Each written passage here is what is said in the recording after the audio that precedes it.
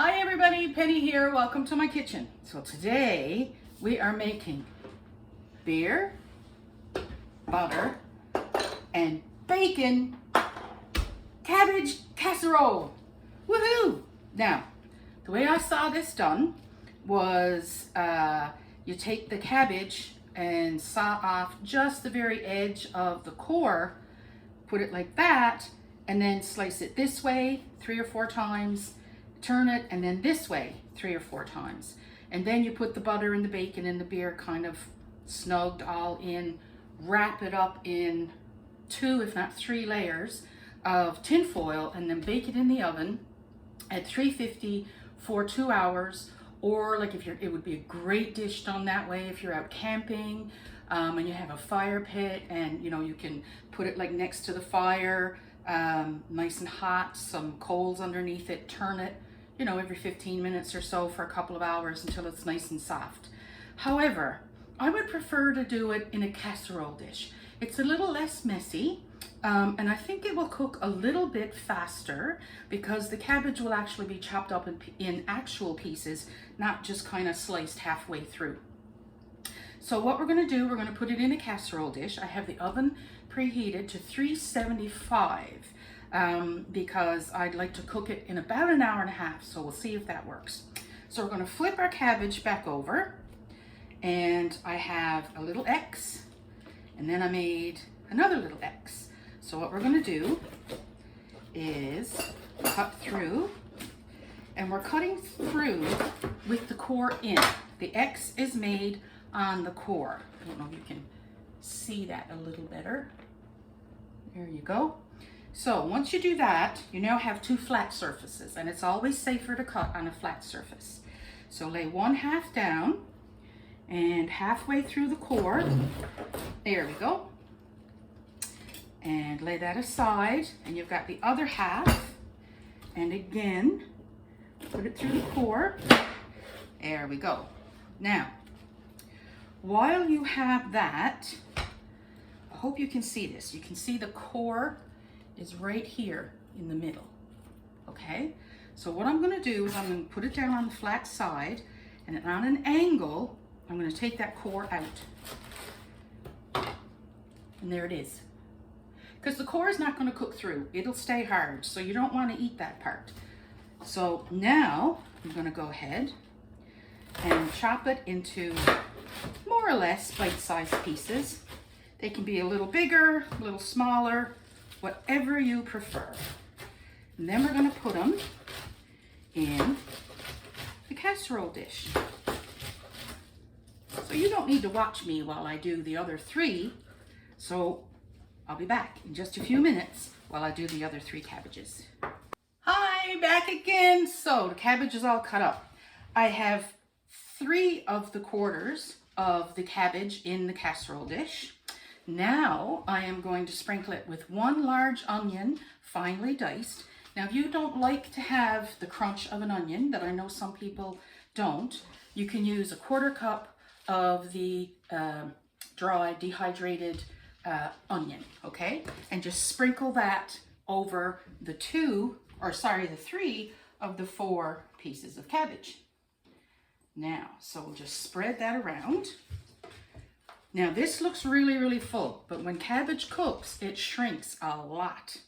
So now we're going to do our butter. This is a 1/2 cup of butter, and it's all cut, it's cold, so it's cut into squares, and I'm just going to spread that all over the top. And we're not going to mix it up because, well, A, we can't. It's in the casserole dish and there's not enough room for that. But B, as this cooks, everything is just going to filter down and steam and be really, really good. So there we go. I did oil the bottom just a little bit of the casserole dish before I put the cabbage in. So I'm just going to leave out a couple of pieces for the very, very top. Now I am going to put in here, let's talk about the spices. I should talk about the garlic as well. 1 to 2 cloves of garlic. If you want to chop it up and throw it in at that point, you can.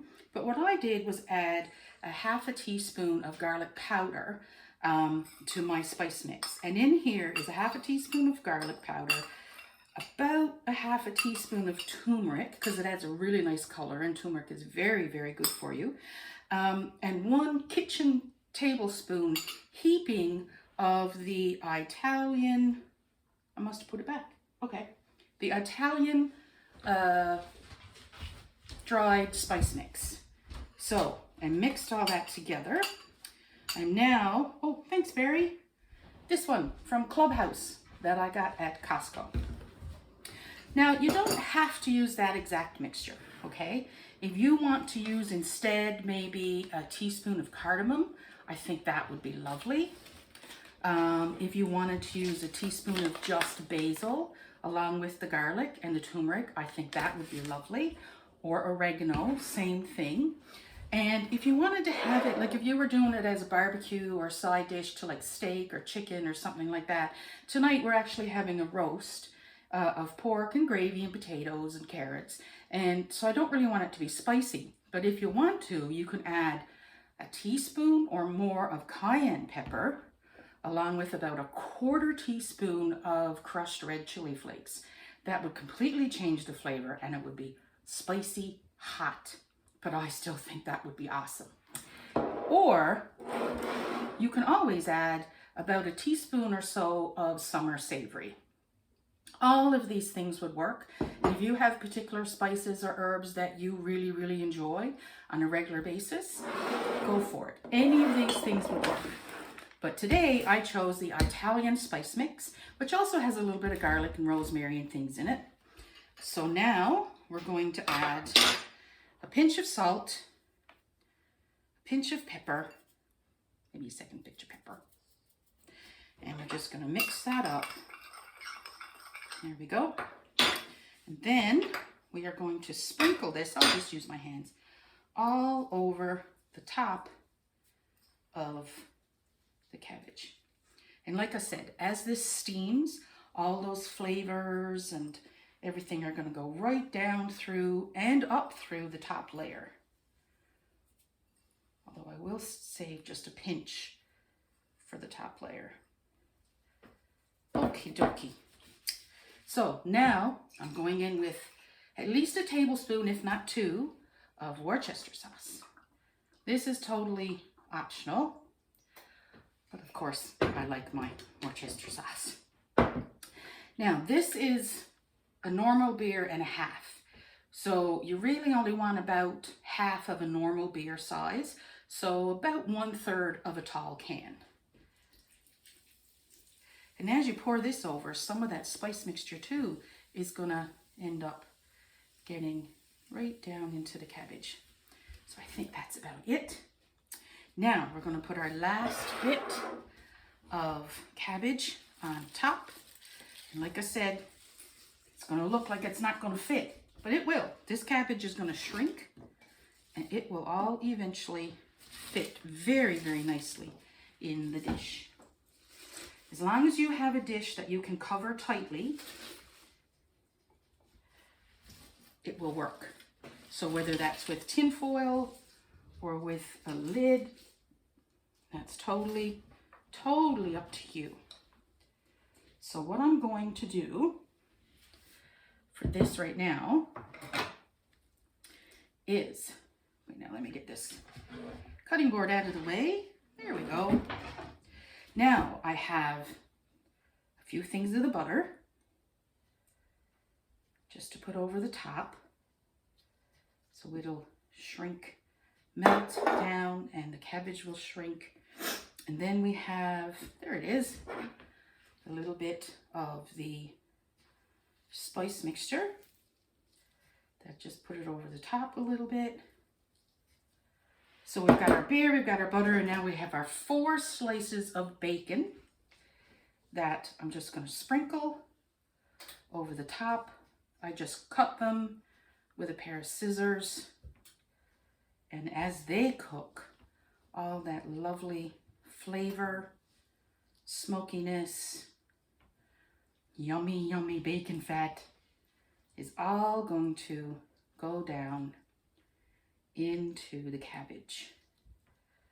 So this is gonna be awesome. Alrighty. Now, obviously, my cover is not gonna hold all that down. So what I'm gonna do while that cooks and shrinks is cover it with tin foil.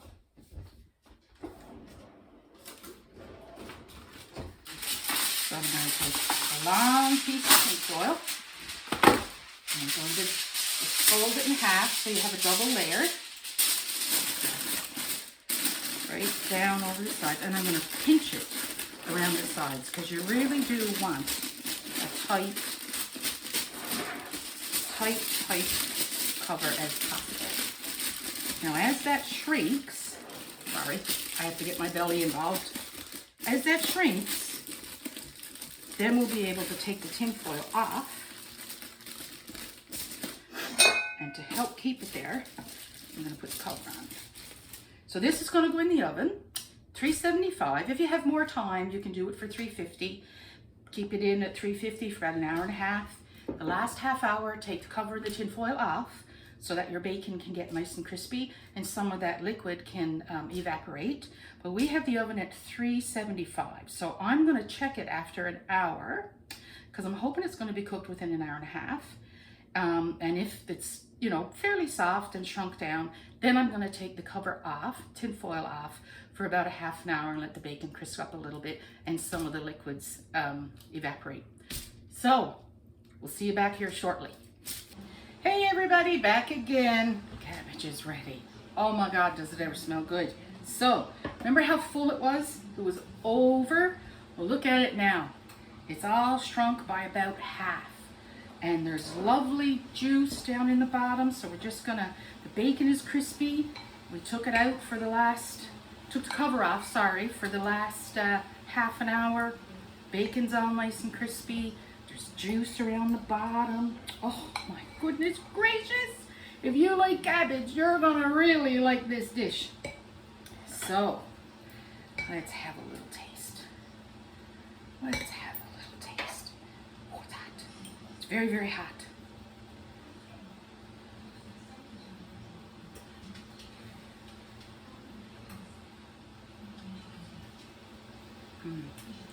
The cabbage is soft, not too spicy, nice smoky flavor from the bacon.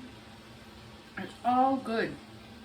The good thing about this too, it would freeze really well after you cook it.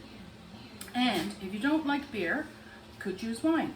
If you don't want to use alcohol, you can always use chicken stock. So I hope you give it a go. Enjoy. Bye. Oh dear.